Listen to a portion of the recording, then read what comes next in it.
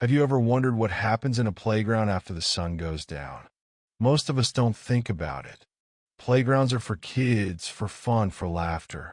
But what if I told you there's a time when they become something else? Something darker. Something terrifying. Are you brave enough to stay with me until the end of this story? If yes, let's begin.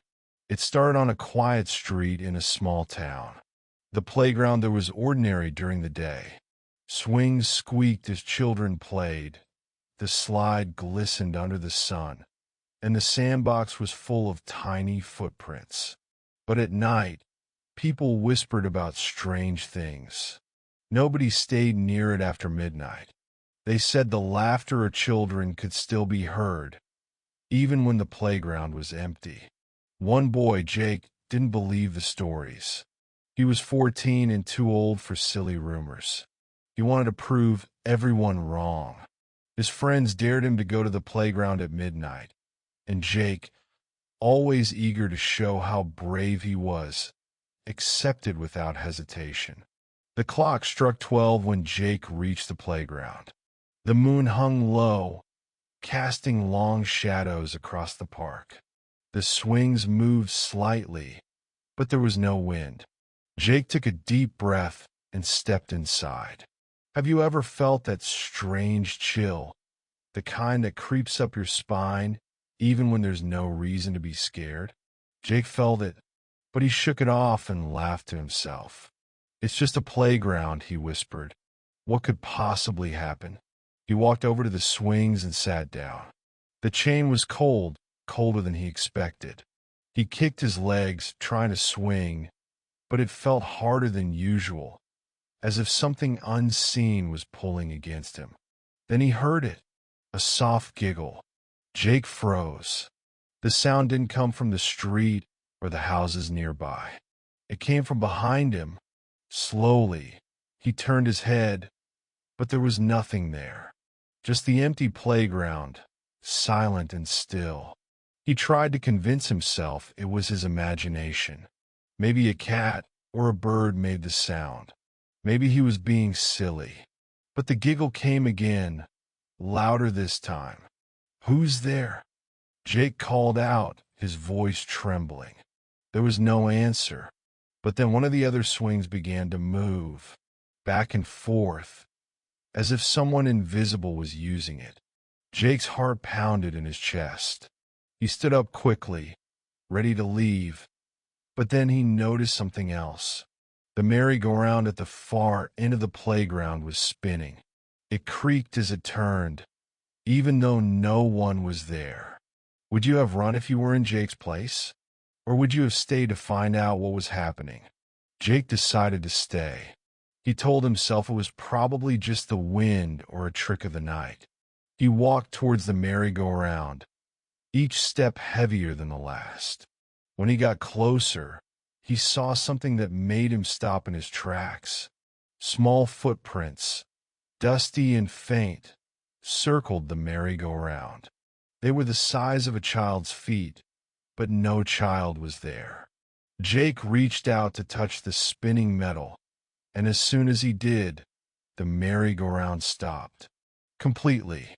The sudden silence was louder than any sound.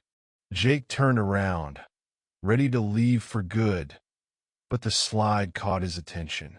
A shadow moved at the top, too quick for him to see clearly. "Hello," he called out, hoping anyone would answer. But the only response was a faint whisper. He couldn't make out the words, but it sounded like a child's voice. As he walked closer to the slide, the whispering grew louder.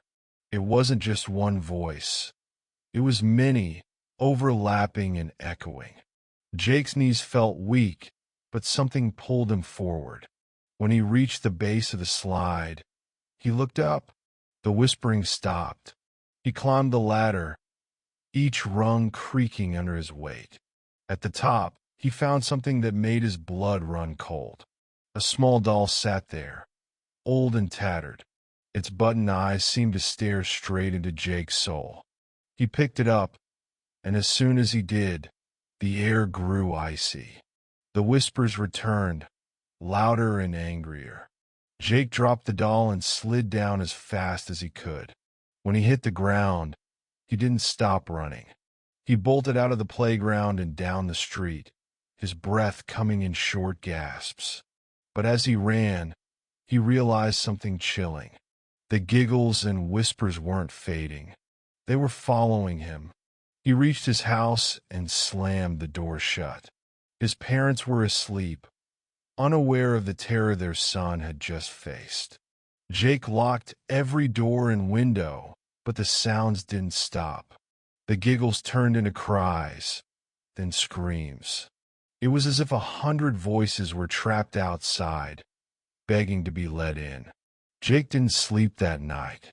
When the sun finally rose, the sound stopped. The morning felt normal, almost too normal. Jake tried to convince himself it was just a nightmare. But when he looked out his window, his heart sank. The doll was sitting on his front porch, its button eyes staring up at him. What would you do if you were Jake?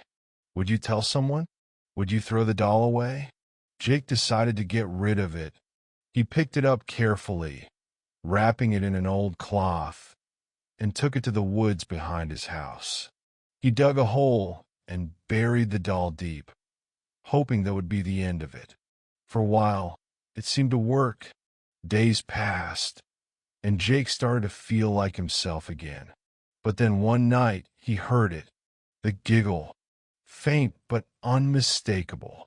He looked out his window, and there it was, the doll, sitting under the street light, dirt still clinging to its fabric. Jake's fear turned into desperation. He had to find out what was happening. He started researching the playground, asking older neighbors and searching through old town records. What he discovered chilled him to the bone.